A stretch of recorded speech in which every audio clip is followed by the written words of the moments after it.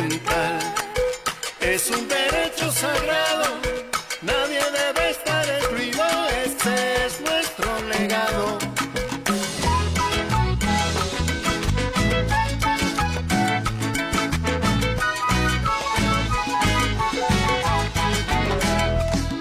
No podemos renunciar al derecho de soñar. Este siglo nos exige la urgente necesidad de apostar por nuevos retos en la búsqueda constante. La salud, el bienestar y la paz del continente. La salud mental es un derecho sagrado, nadie debe estar excluido, este es nuestro legado.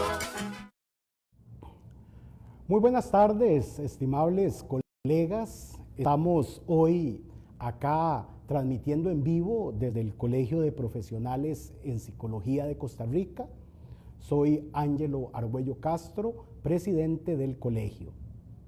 Estamos hoy transmitiendo nuestro programa Psicología Costarricense en Acción, programa que tiene como objetivo principal conocer las experiencias de psicólogos y psicólogas que se han desarrollado en áreas muy importantes de la psicología y que de alguna u otra manera tienen todo un bagaje práctico que es muy importante compartir con otros colegas y, por qué no, también con futuros psicólogos y psicólogas que se encuentran actualmente cursando la carrera de psicología.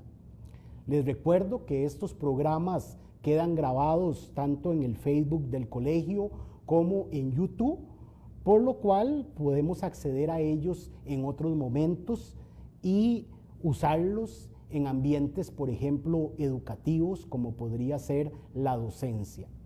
El día de hoy, por ejemplo, vamos a tratar un tema muy interesante que se denomina tanatología, y desde su propio nombre pues pueden surgir muchas inquietudes sobre lo que es esto, pero además también cuál es el rol de la psicología en este campo, en qué consiste, cuáles son esas características del ejercicio de la psicología cuando el psicólogo se ha especializado o ha desarrollado la expertise en tanatología. Siendo también este mes un mes relacionado con la prevención del suicidio, con la posvención del suicidio y el tema de los sobrevivientes en suicidio, pues es muy importante entender qué nos ofrece la tanatología en este campo de acción. Para eso hemos invitado a una especialista en el área que tiene pues un currículum bastante amplio y quisiera limitarme nada más a algunos aspectos del mismo. Por ejemplo, la colega, además de ser licenciada, cuenta con una especialización en el área de tanatología del Instituto de Tanatología en Lima, Perú. Además, tiene un diplomado en logoterapia y análisis existencial, es docente universitaria y tiene amplia experiencia en el ejercicio clínico en su consulta privada. Entonces, sin más, le doy la bienvenida a la colega, la doctora Carla Calderón.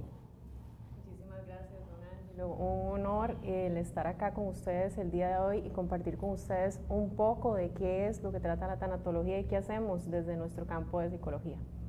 Excelente, excelente. Carla, te mencionaba que muchos pueden tener mucha experiencia en esta área, ¿verdad? Pero yo quisiera partir de lo más básico, tratando de definir qué es la tanatología. Bueno, sí, ese es un aspecto muy importante porque de hecho todavía podemos decir, sí, me dedico al área tanatológica, ¿verdad? Y nos preguntan, bueno, ¿eso qué es? ¿Verdad? ¿Qué es la tanatología? Básicamente es el estudio de la muerte. Nos encargamos de un buen morir Y no tanto eso, siempre que estoy explicándole a las personas, sí se habla del estudio de la muerte como tal, pero nos encargamos de acompañar a la persona para que viva hasta el final, para que pueda ser tomado o tomada en cuenta hasta el final, desde donde sea posible, ¿verdad? Acompañamos no solamente a ese paciente tal vez que está ante una enfermedad terminal, ¿verdad? O tal vez estamos ante una enfermedad crónica, acompañamos también a la familia, parejas, etcétera.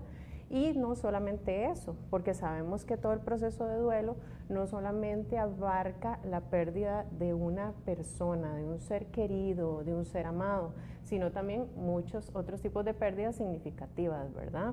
Como es pérdida de trabajo, pérdida de algún estudio que amábamos mucho, pérdida de un hogar, divorcios, etcétera. Inclusive, ahora trabajamos muchísimo lo que es la pérdida de una mascota. Se trabaja muchísimo. Últimamente se ha estudiado mucho desde el área tanatológica porque se vio que era una necesidad, no solamente a nivel nacional, sino que ya colegas del ámbito internacional se han enfocado mucho en trabajar esta área de pérdida ante una mascota, ¿verdad? Que ya sabemos que son muy amadas en la actualidad. Ahora, colega, ¿podría uno decir que la tanatología es como una sombrilla amplia que incluye el tema del duelo, que incluye el tema de los cuidados paliativos? ¿Cómo sería eso, digamos, porque o todo es lo mismo? ¿Cómo lo ves vos? A ver, nos desempeñamos en distintas áreas, ¿verdad? Puede ser, como le decía, acompañando paciente, familia o la persona que ha tenido una pérdida significativa, pero también podemos acompañar o estar dentro de un equipo interdisciplinario el cual se encarga de integrar un buen abordaje ante la pérdida de esta persona. Ahora hablando sobre duelo, sí. Teóricamente nos encargamos de muchos o todos los tipos de duelo, pero la realidad es que, bueno, cada persona en tanatología pues tendrá su expertise, ¿verdad? Porque son muchos tipos de duelo como para poder abarcarlos todos, ¿verdad? Pero sí, la parte de duelo la vemos y también trabajamos cuidado paliativo, ¿verdad? Trabajamos mucho con personas que son profesionales en psico-oncología, tal vez, ¿verdad? Sabemos que tanatología no solamente puede tenerlo una persona en psicología, idealmente sería pues lo que se busca, ¿verdad? Que seamos profesionales en psicología y también tanatólogos o tanatólogas. Pero se puede trabajar psico-oncólogo, tanatólogo, psicólogo, cada uno en su área para poder abordar de manera integral a esta persona si hablamos desde psico-oncología. En la parte de cuidado paliativo, ¿verdad? También podemos trabajar todo lo que es la adherencia al tratamiento, dependiendo de cuál es el padecimiento de esta persona, darle herramientas, estrategias de afrontamiento, el psicoeducar a esa familia, porque en muchas ocasiones solamente nos quedamos con la persona, pero está toda una familia atrás. Y eso en muchas ocasiones lo dejamos de lado. Y es importantísimo porque es, en teoría, esa red de apoyo que va a tener esa persona cuando no estamos ahí, porque no podemos estar 24/7 ahí con esa persona, ¿verdad? Claro, claro. Y me imagino yo que en una situación de muerte, esa familia, ese contexto, termina siendo un andamio que sostiene a la persona y que lo puede sostener para bien o más bien acrecentar sus temores, sus miedos. Exactamente. Me imagino que en eso opera esto de que el contexto puede ser un factor protector o más bien un factor de riesgo. Definitivamente, por eso es tan importante siempre que podamos el hacer al menos una sesión con esa familia para que comprenda qué es lo que está pasando, ¿verdad? Hablando de un proceso de duelo, por ejemplo, ¿verdad?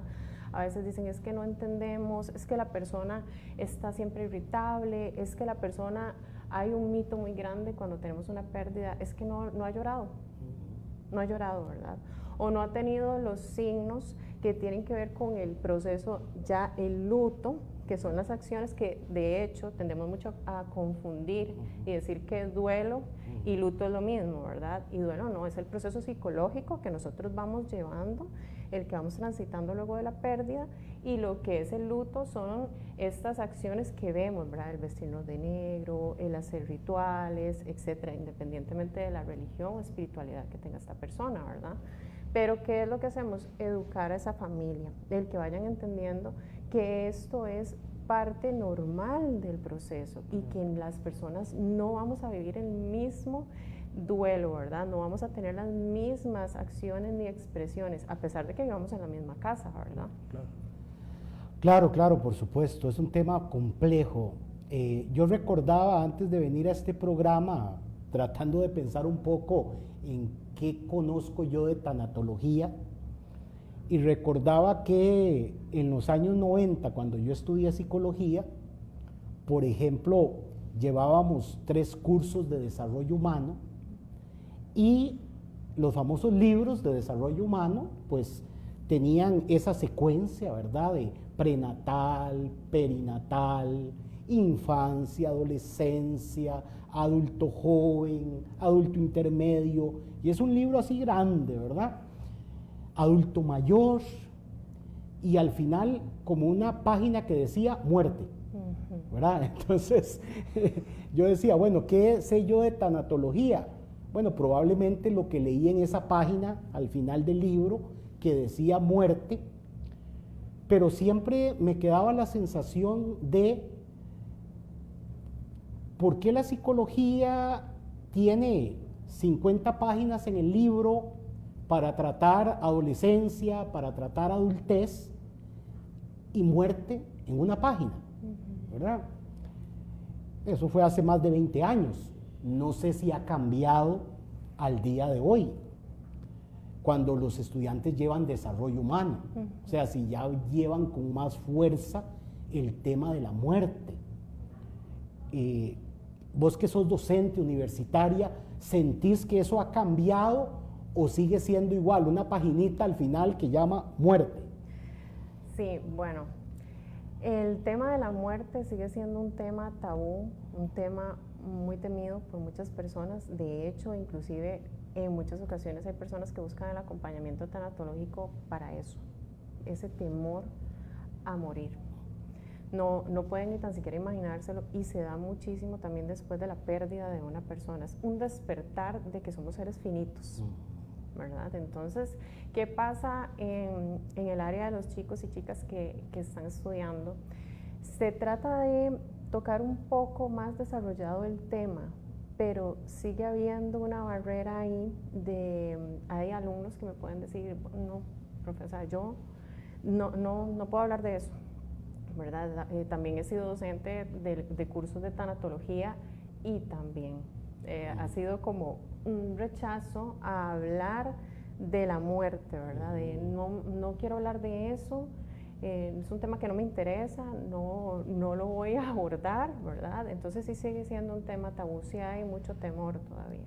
Qué interesante, y uno podría decir que la muerte es el tema, ¿verdad? Digamos en palabras mayúsculas, es el tema con respecto, por ejemplo, a muchas de las psicopatologías, ¿verdad? Yo que trabajo en un hospital psiquiátrico, siempre observo que el tema muerte es un tema fundamental como en la estructura psíquica de cualquier persona, y sería realmente lamentable que como profesionales en psicología le tuviéramos resistencia a el tema, ¿verdad? El tema que debiera más bien ser intrínseco al quehacer del psicólogo, en tanto muchos de nuestros pacientes o clientes probablemente nos lleven a eso, a necesito hablar de la muerte. Pero si el psicólogo no quiere hablar de la muerte. Exacto, sí. Es un tema que considero que sí es necesario desarrollar un poco más, porque efectivamente hay pacientes que llegan a nuestra consulta y tal vez el motivo de consulta inicial es una cosa, pero terminamos hablando de este tema, ¿verdad? Y si no sabemos abordarlo, bueno, es necesario definitivamente irlo desarrollando. El saber que somos seres finitos en muchas ocasiones sí cuesta aceptarlo, pero es parte de la vida. Siempre les digo, la muerte es parte de la vida. Aquí lo importante es también reflexionar cómo quiero yo ser recordada luego de que yo no esté. ¿Qué estoy construyendo yo para que cuando llegue mi proceso de muerte, pueda como, claro, lo hice, ¿verdad? Y eso también aplica no solamente para profesionales en psicología, sino para todas las personas, porque el tema de muerte es un tema tan temido y tan tabú que todavía tenemos familias que a los chiquitines, por ejemplo, no les hablan claro de qué es lo que sucede, ¿verdad? ¿Qué es lo que pasa tal vez con un ser querido que ha muerto? Hay cuentos, hay expresiones, ¿verdad? De se fue, no va a volver, pero no les decimos claramente. Desde ahí empezamos a formar una persona que le tenga miedo a la muerte, ¿verdad? Entonces pasamos en muchas ocasiones pensando en cuando me vaya a morir, en lugar de pensar qué estoy haciendo hoy para cuando yo vaya a morir esté satisfecha con lo que hice. Por supuesto, por supuesto. Hace poco estuve en un foro muy de conversatorio, ¿verdad?, sobre el tema del buen morir. Y habían médicos en el foro. Y me llamó mucho la atención que uno de los médicos planteó una hipótesis muy autocrítica. Y puede ser que aplique a la psicología. Parte de lo que el médico planteaba era cuidado y el temor a la muerte y a nuestra propia muerte es el motor que nos hace hacernos profesionales de la salud, ¿verdad? Como un mecanismo de confrontación de esa no aceptación de la muerte. Y él lo llevaba al plano médico, ¿en qué sentido? En que a él le preocupaba que muchas veces esa falta de aceptación de la muerte en algunos médicos, decía él, llevaba a algunos a resistirse tanto a la muerte de otro ser humano que más bien podían generar ciertas acciones terapéuticas que provocaban más dolor, más sufrimiento, por un enojo de uno mismo con no poder vencer la muerte, ¿verdad? Entonces era como tipo, pregúntese si usted piensa que usted viene a este mundo a vencer la muerte. Y entonces, si mi misión es vencer la muerte,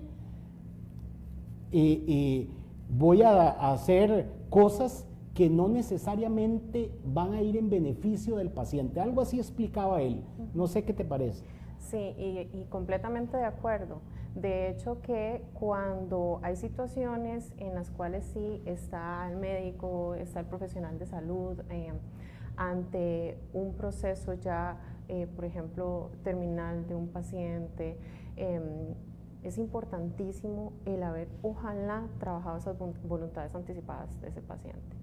Desde tanatología tratamos de acompañar, como le decía al inicio, y de proteger tal vez aquellos deseos y voluntades anticipadas que tenga, porque ¿qué pasa si en esas voluntades anticipadas el paciente no quiere una reanimación, por ejemplo, pero desde el área médica no aceptan que ese paciente se va a ir y empezamos, ¿verdad?, a reanimar, ¿verdad?, y no estamos respetando a esa persona, porque lo que se nos olvida cuando tenemos esa resistencia justamente es que tenemos una persona a nuestro cargo que tiene voluntades, que tiene decisión hasta el final de su vida, ¿verdad? Entonces es también velar por esas voluntades que tenía esta persona, pero sí es algo que vemos, realmente sí existe el hecho de que no puedan desprenderse de esto y aceptar un poco de que todos vamos para ahí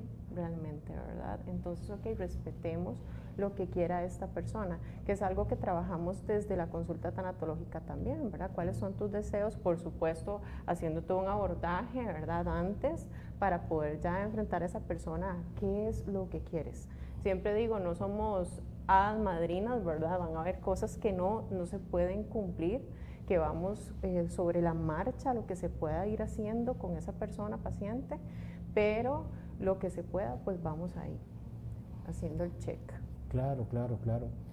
En tu experiencia, algo como yo soy jefe de hogar o jefa de hogar y llego a mi familia y les digo, mire, hoy vamos a sentarnos un rato porque quiero que conversemos acerca de la muerte, ¿verdad? Me imagino que habrán familias donde si algún miembro hace eso, todo el mundo va a reaccionar como ¿qué le pasa? ¿Verdad? O sea, no es algo que hayamos naturalizado, sí, ¿verdad? Y es más, estoy seguro que si alguien hace esa proposición, probablemente alguno va a decir, ¿qué te está pasando? ¿Que te dijeron algo? O sea, no va a decir, no, nada, estoy bien, es que quiero que tengamos claros ciertos aspectos por si yo u otro falleciera, hasta por razones accidentales, imprevistas.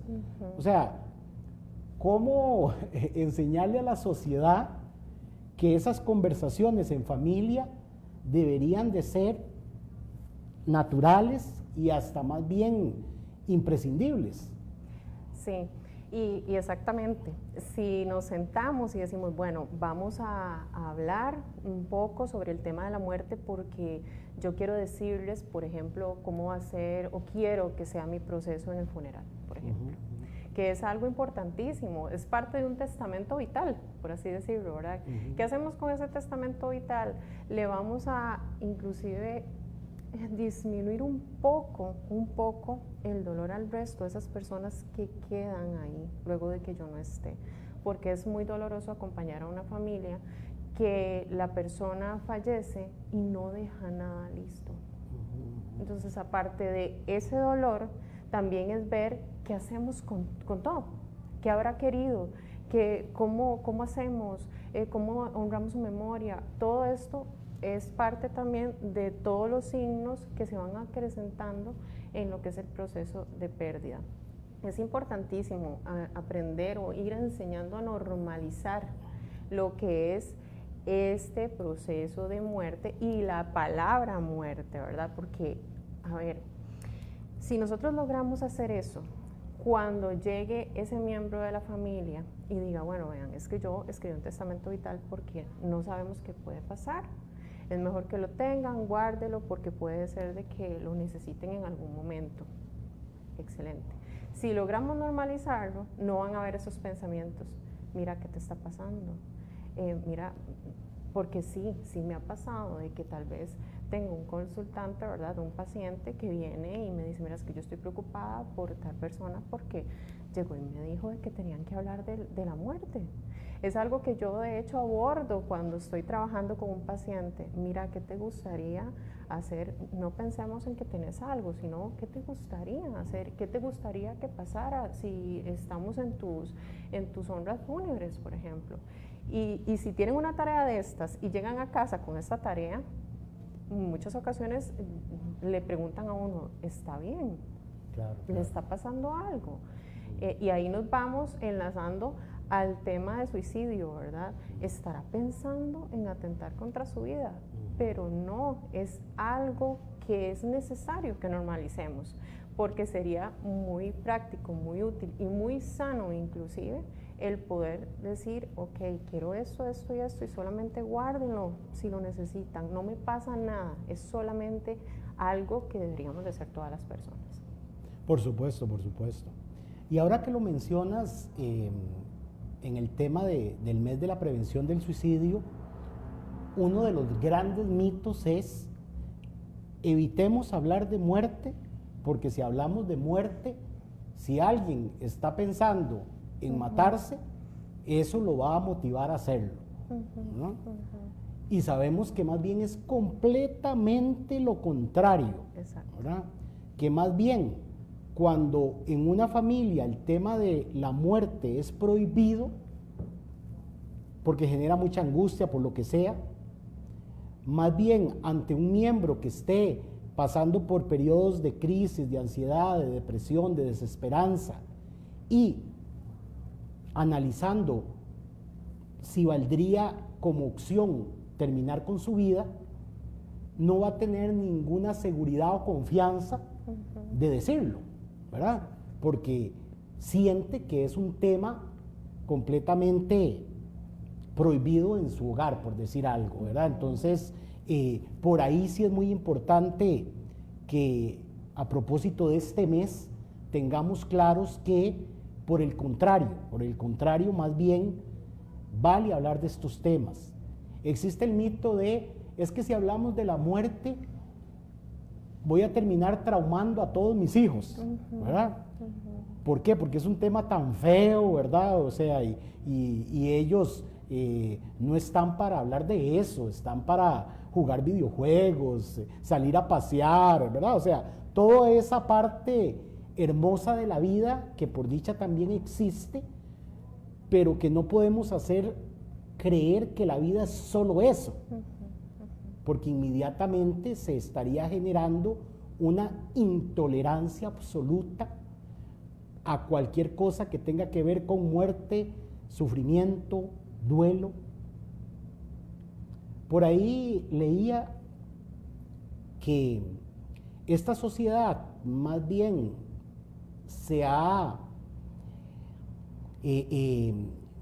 enfocado tanto en las cosas placenteras que muchas veces en su afán de proteger a la tribu, a la familia de cualquier dolor, pasaba que ya los padres no llevaban a sus hijos a los funerales para que no se sintieran mal.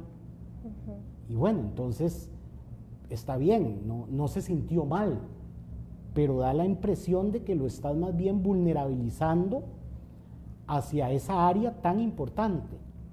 Exactamente, y bueno, la vida es eso, esos matices, ¿verdad? No podemos solamente mostrar este lado hermoso entre comillas, ¿verdad? Y dejar todo aquello que también es parte de la vida, que en cierta forma va a educar y va a entrenar a esa personita que va para arriba, ¿verdad?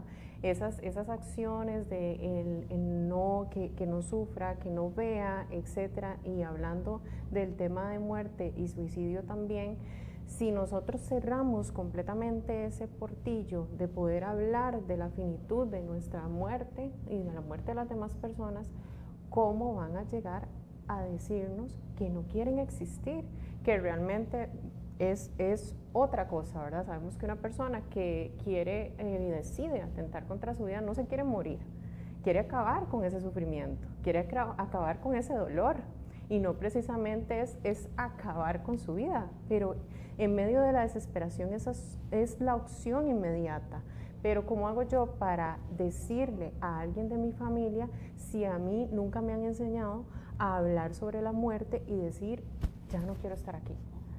¿Por qué? Porque ha sido siempre malo, temido, como decía usted, don Ángelo. Hace ya varios meses tuve sentada en esa silla a una colega experta en sobrevivientes de suicidio, ¿verdad? Y aprovecho para preguntarte, obviamente no es lo mismo trabajar el tema muerte cuando ha habido una muerte por enfermedad, cuando ha habido una muerte por accidente, a cuando ha habido una muerte por suicidio.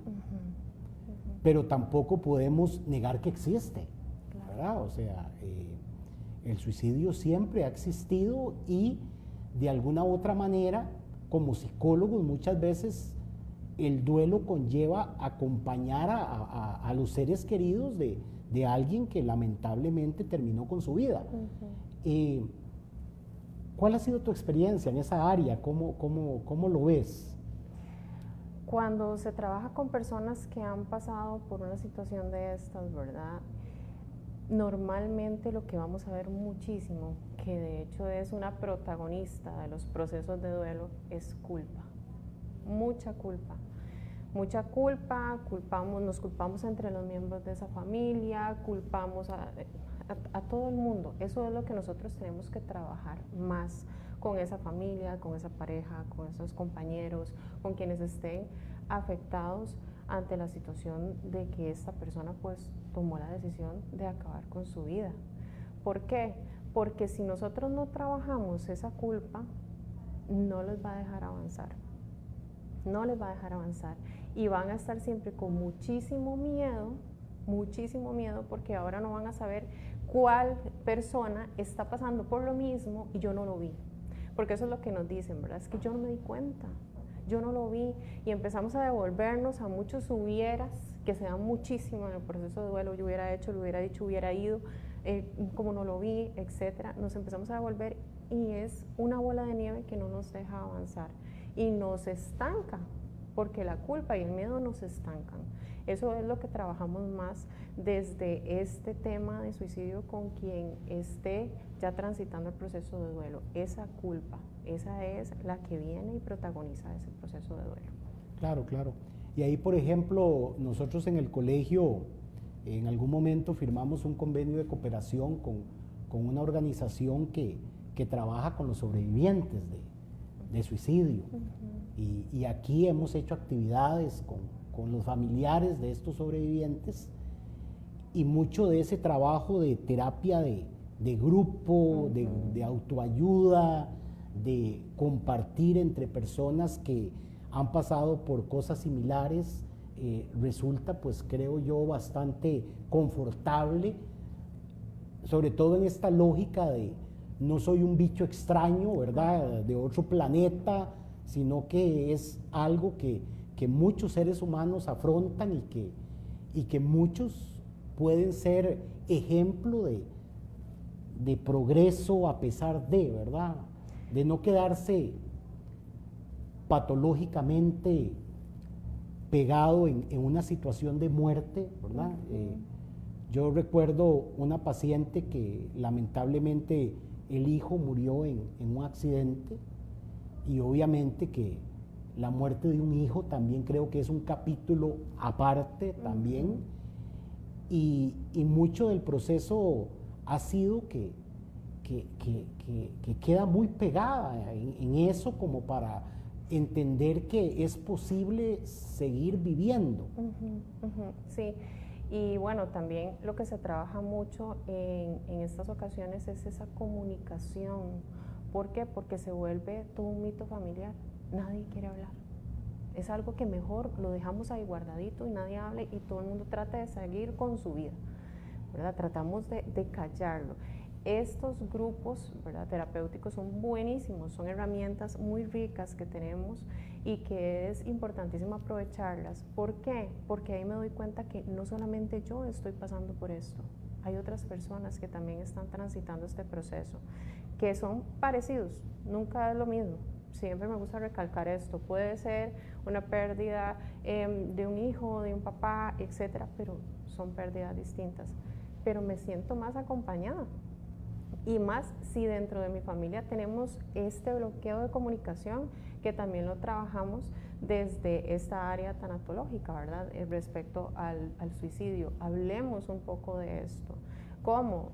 Hay mucho tipo de expresión, no solamente, ¿verdad?, del hablar, hay ciertas técnicas que podemos utilizar para que haya esa expresión, para que podamos sacar lo que tenemos, que no nos quedemos ahí pegados, como decimos, ¿verdad?, en esto, en esta culpa. Es que la culpa es la que viene y nos desborda en todas las áreas, ¿verdad? Si no la trabajamos, definitivamente ahí nos vamos a quedar y corremos el riesgo de que se convierta en un duelo prolongado, ¿verdad?, que conocemos como patológico hace un tiempo. Ahora le decimos duelo prolongado, que ya es un duelo que se va con muchísimo más tiempo de duración.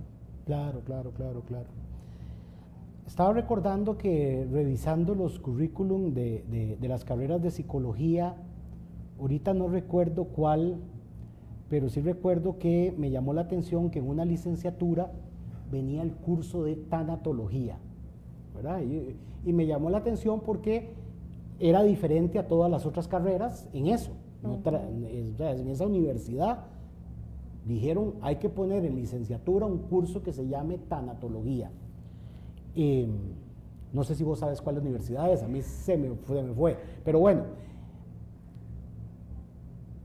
entiendo a propósito de que muchas escuelas de psicología están haciendo hoy en día reformas curriculares y pareciera ser que es algo que se necesita.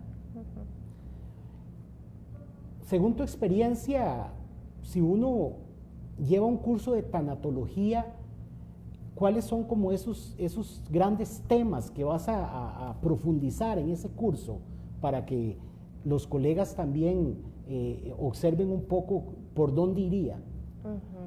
Bueno, necesitamos, por supuesto, desde lo básico.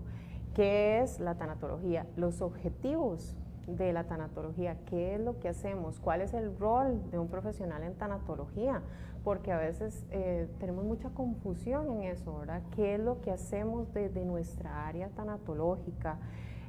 Hablar un poco de la historia también, porque la tanatología que conocemos ahora no es la misma de hace un tiempo, ¿verdad? Antes el área tanatológica sí se encargaba de la muerte, pero se encargaba más de, bueno, de ahí está bien que muera ahí, dejémoslo, que inclusive los dejaban solas, ¿verdad? O los internaban en algunos lugares. Luego ya viene la nueva tanatología, gracias a un par de señoras, a Cicely Sanders y a Elizabeth Kubler-Ross. Ellas hicieron todo un trabajo extraordinario en donde humanizaron la tanatología. Ahí es donde se da un giro completo, se le dice la nueva tanatología, y es donde se ve que nosotros acompañamos a las personas a un buen morir. Nos encargamos de que tengan toda esta área integral. No solamente vemos el área psicológica, el área física cuando trabajamos con equipo médico, sino también el área espiritual. Es importantísima en lo que es la parte de tanatología. De hecho, estudiamos mucho religiones, creencias, porque no sabemos con qué paciente vamos a topar, ¿verdad? Y en qué cree. Así que es importante también esto. Todo ello en un curso introductorio sería fundamental. ¿Qué hacemos? ¿Cómo se aborda? ¿Qué tenemos que saber? Una pregunta que quizás puede sonar tonta, pero que a mí me llama muchísimo la atención. Obviamente, cuando una persona se encuentra en un estado paliativo, ¿verdad?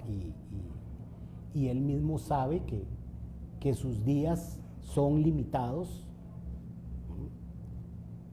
uno como psicólogo, pues probablemente no va a llegar a decirle, mira, me parece que estás teniendo una creencia irracional, ¿verdad? Sea un poco más optimista, ¿verdad? No sea tan visión catastrófica. O sea, y en veces digo, ahí es donde muchas veces la psicología pega con pared y se desborona, siento yo, ¿verdad? Es una opinión muy personal. Y querámoslo o no, es como necesario echar mano de modelos más espirituales y existenciales. Es que no sé cuál podría ser la otra alternativa. ¿Qué opinas? O sea, ¿qué opinas? Porque esa área para mí es un área que necesariamente invita al psicólogo a que quizás mucho de lo que haga no sea propiamente una psicología clásica, sino hasta acompañar en procesos de fe. ¿Cómo lo ves? Exacto, y bueno, también concuerdo con ese pensamiento suyo, porque a veces sí nos limitamos solamente a esta área, pero se nos olvida que somos seres integrales. El área espiritual es importante. Necesito saber qué mueve a esa persona, qué es lo que motiva a esa persona. Cuando esta persona está consciente que es algo importantísimo, por favor, ojalá que nunca le oculten a ese paciente de que tal vez tiene un diagnóstico que ya va a ser terminal. ¿Por qué? Porque estamos limitándole a cómo quiere vivir este último tiempo. Y tal vez se dan cuenta cuando ya quedan 15 días, tal vez. Así que sí es importantísimo que ojalá podamos, que sí, me imagino que es muy difícil, pero busquemos la ayuda adecuada para que podamos transmitir esta noticia a esta persona, ¿verdad? Entonces, ok, cuando nosotros llegamos y desde el área tanatológica trabajamos esto, lo primero es no dar falsas esperanzas, que a veces sí, tratamos de hacerlo desde el área solamente de psicología, ¿verdad? No, mira, hay opciones, no penses en eso, etcétera, ¿verdad? Pensamiento irracional, etcétera. Que bueno, que eso en una etapa inicial de una enfermedad muchas veces ayuda. Claro, ¿verdad? claro. Pero ya habrá otra etapa donde el mismo paciente se puede sentir como estás vacilando con mi inteligencia, no sé. O no me estás escuchando, ¿verdad? No me estás poniendo atención de que ya me queda poco tiempo. Efectivamente, cuando hay un diagnóstico temprano, todavía tenemos tiempo. Hay que trabajar muchísimo esta parte de motivación, inclusive la adherencia al tratamiento, esta esperanza real, ¿verdad? Que tenemos varias opciones, tenemos varios escenarios, no solamente este, que es el primero, hablando ya de un diagnóstico, ¿verdad? Un poco más reservado, ¿ok? ¿Qué hacemos? Nos vamos solamente a pensar en me voy a morir. Eso es lo primero que se nos viene a la mente, ¿verdad? Me voy a morir. Ok, sí, tenemos ese escenario, pero hay muchos más. Cuando es un diagnóstico temprano, ¿verdad? Eso sí, lo trabajamos muchísimo. ¿Por qué? Porque se ha visto que podemos tener diagnósticos de pocos meses que la persona, desde su área espiritual y esa actitud optimista que tiene, sobrevive años. ¿Cómo? Ni la medicina se lo explica, pero esta forma de abordar, de esta actitud positiva, de esta espiritualidad ayuda mucho.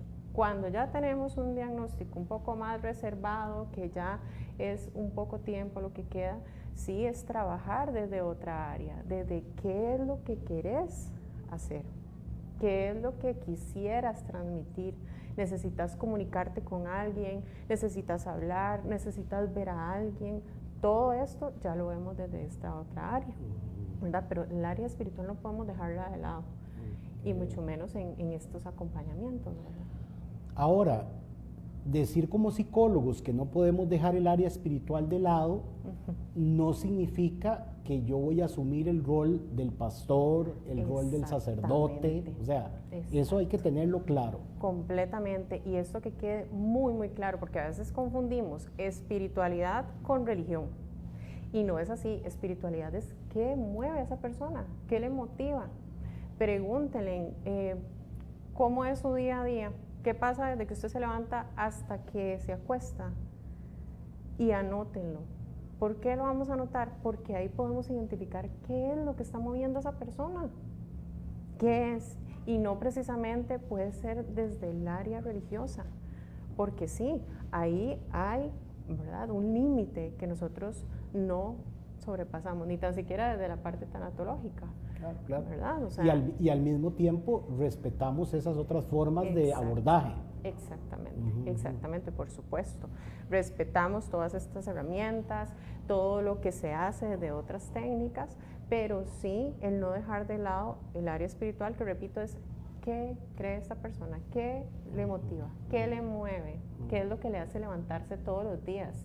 A veces, don Ángelo, nos dicen, bueno, es que mi mascota es la que llega y me levanta. ¿Verdad? Esa es la parte espiritual. ¿Por qué? Porque es lo que le motiva en ese momento. Luego vamos trabajando un poco más para que haya cierto sentido y que no solamente sea aquí, ¿verdad?, en este despertar, sino que lo podamos ya interiorizar en otras áreas de esta persona.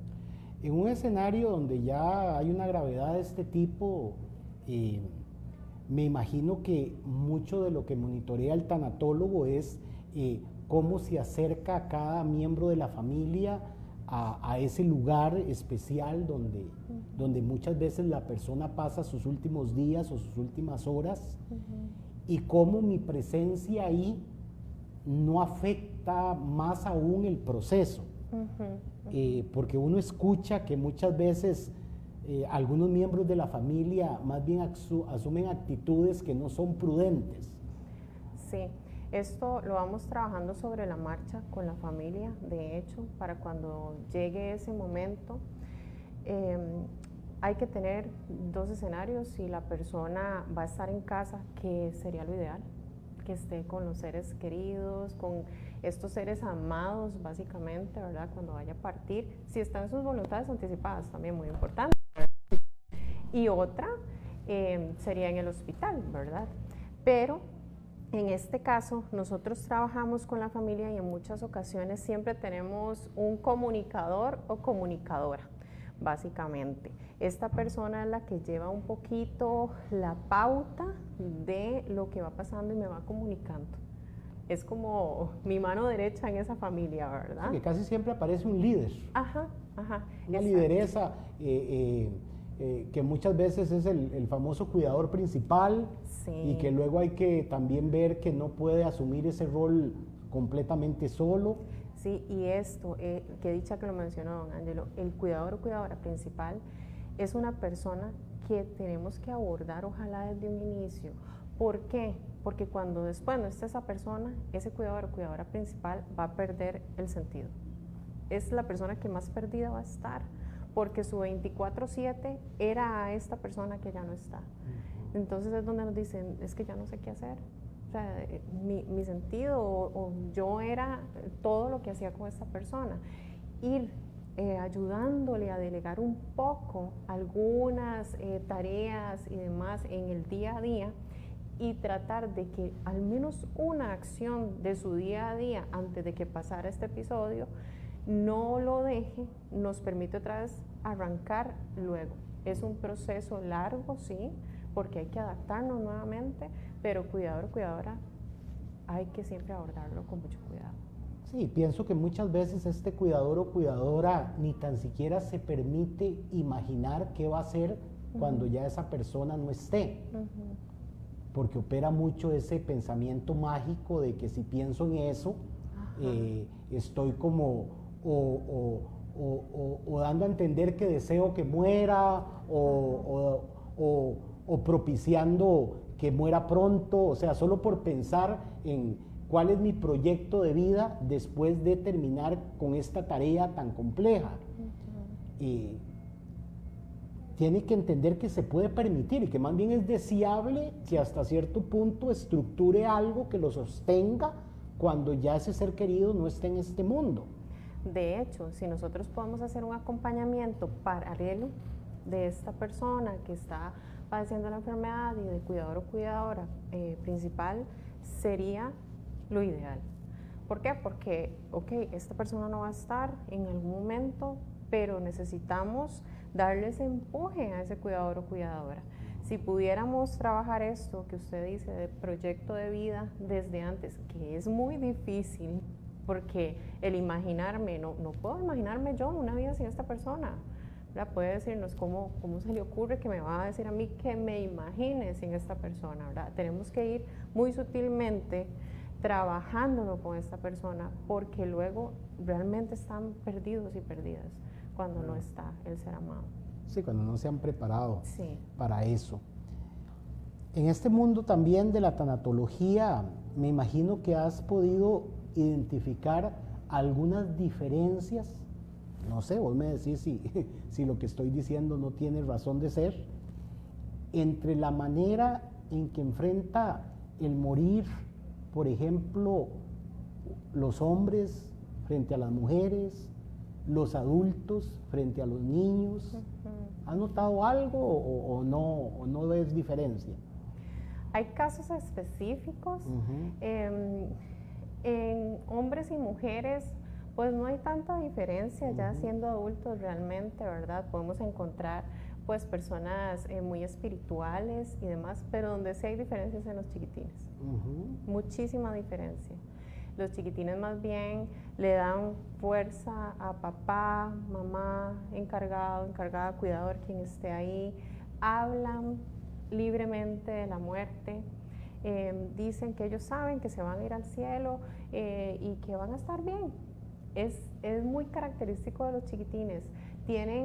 No tienen todavía como esta malicia, este temor en muchas ocasiones a decir, bueno, sí, me voy a morir y no quiero hablar de ello. Eso sí, chiquitines de 5, 4 años, ¿verdad? Que son muy pequeños, que sí hemos tenido la oportunidad de acompañar a sus familias y que más bien enseñan a uno muchísimo, ¿verdad? De cómo transmiten ellos enfrentar su finitud. En los chiquitines sí lo vemos. En muchas ocasiones más bien trabajamos con papá, mamá, de la familia, ¿verdad? De cómo vamos a ir abordando el proceso, porque el chiquitín no, él inclusive si va a cumplir voluntades anticipadas que les podemos cumplir, pues puede estar en un proceso ya bastante deteriorado, que agarra las fuerzas para disfrutar, estar y demás, y con quienes se trabaja más es con los adultos. Interesante, ¿verdad? Qué interesante. Sí. En este foro que te dije que estuve, otro médico expuso la diferencia entre cómo se moría antes y cómo se muere ahora. Y puso dos fotos, donde en la foto de antes la persona está en su casa con la gente alrededor de él o ella en sus últimos momentos. Y pone la de ahora, y lo que pone es a una persona en una sala de hospital con 1000 aparatos encima, ¿verdad? Y un poco lo que trataba de explicar era, ¿en realidad estamos avanzando o más bien estamos retrocediendo? Y era justamente lo que hablábamos hace un ratito, ¿verdad? ¿Hasta qué punto no estamos aceptando esa finitud y estamos creando tantas formas de mantenernos ahí? Porque sí, hay muchas personas que están, pero no están. Desde tanatología buscamos eso, que haya un descansar de esa persona en casa, sería lo ideal. Pero ¿qué pasa? Puede ser de que nos den muchísimas opciones y esa persona termine en el hospital, cargado de muchas máquinas, cargado de muchos aparatos, pero sin lo más importante, que es ese apoyo, porque siempre ese calor, esa escucha, eso siempre lo va a sentir esa persona que está en su fase de final. Sí, ahí es donde hablamos de humanizar las salas de estos cuidados especiales, para que si están los aparatos, por lo menos también estén las personas y no solo los aparatos. Exactamente. Y es toda una tarea que todavía se tiene, ¿verdad? De poder abrir un poco más este camino de, está bien, si queremos, bueno, probar, mantenerlo un poco más, etcétera, pero no dejemos la parte humana, no se nos olvide que es una persona que necesita al menos a alguien más que le esté dando ese calor humano, ¿verdad? ¿Por qué? Porque esa persona, a pesar de que esté en una cama, posiblemente en medio de la poca conciencia que puede quedar, esté con cierto miedo. No sabemos si esa persona, uno de los miedos al morir era estar solo o estar sola. Entonces, ok, está bien, trabajemos en conjunto, no limitemos, sino seamos un equipo, porque se nos olvida que todas las personas hemos trabajado, estudiado, especializado, etcétera, en pro al bienestar de ese ser humano. Eso es lo principal. Claro, desde un modelo transdisciplinario que involucre a la persona y al contexto de familia de la persona en el tratamiento, ¿verdad?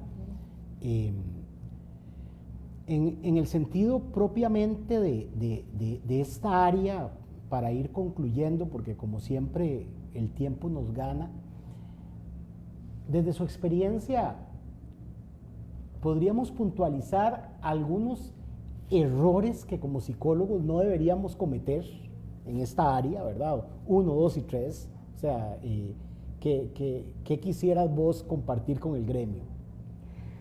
Bueno, hay un punto muy importante y que lo vemos mucho cuando tal vez las personas vienen a nuestra consulta, y es: no tratemos de meter en una caja el proceso de duelo. ¿A qué me refiero con esto? A que en muchas ocasiones viene el paciente y tal vez expresa, es que vea, me dijeron que ya pasó el tiempo de esta fase. Usted me puede decir si estoy mal, si me va a mandar a internar, así en palabras de lo que le dicen a uno, ¿verdad? Por favor, tratemos de educarnos más en relación a los procesos, a que sí existen fases, pero no todas pueden ser parte de un proceso de una persona, ¿verdad? Y el tiempo, tampoco hay un tiempo establecido. Los procesos de duelo son únicos. e irrepetibles. Son de cada una de las personas. También, si nosotros no tenemos la expertise del tema de muerte o de duelo, lo mejor es que refiramos a alguien que sí lo sepa. Que no se nos olvide que estamos tratando con personas. Que no se nos olvide que esas personas están buscando nuestra ayuda porque confían en nosotros. Eso es importantísimo. Básicamente eso porque a raíz de un abordaje, de un proceso de duelo que tal vez no es el idóneo, podemos también crear muchísima más ansiedad en esa persona que trae ese susto de que no es normal lo que me está pasando, por favor ayúdeme. Y más bien puede ser completamente normal lo que le está pasando. Más bien, ok, es normal, pero vamos a trabajar para que vos puedas transitar de una manera más saludable este proceso. Excelente, muy bien. Bueno, colega, muchísimas gracias, ¿verdad? Como siempre, el contar con expertos y expertas en temas tan variados y diversos de esta psicología que hemos dado en llamar polivalente, es muy rico para todos nosotros porque de verdad que se ha complejizado tanto la psicología que uno está apenas como en un pedacito de la psicología y es bueno pues tener los puntos de vista de colegas que están en otras áreas y que enriquecen nuestra razón de ser, nuestro ejercicio profesional. De parte del colegio, muchísimas gracias. Entiendo que usted se dedica a la consulta privada también. No sé si hay algún medio, ya sea telefónico, correo, si alguien tiene alguna duda que quisiera ampliar sobre el tema o por qué no hacerse ver por usted, ¿cómo podría contactarla? Ok, sí, bueno, damos consulta privada en San Pedro, Curridabat, Cartago y también, dependiendo de cómo esté ese paciente y familia, vamos al domicilio. Muy importante. Eso también lo hacemos.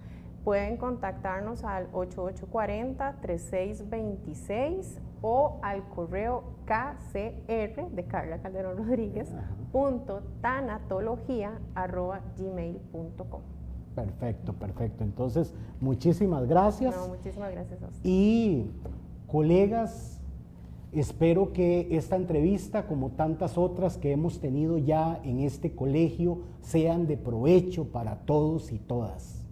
Recuerden que definitivamente en psicología una cosa es la teoría y otra cosa es la práctica.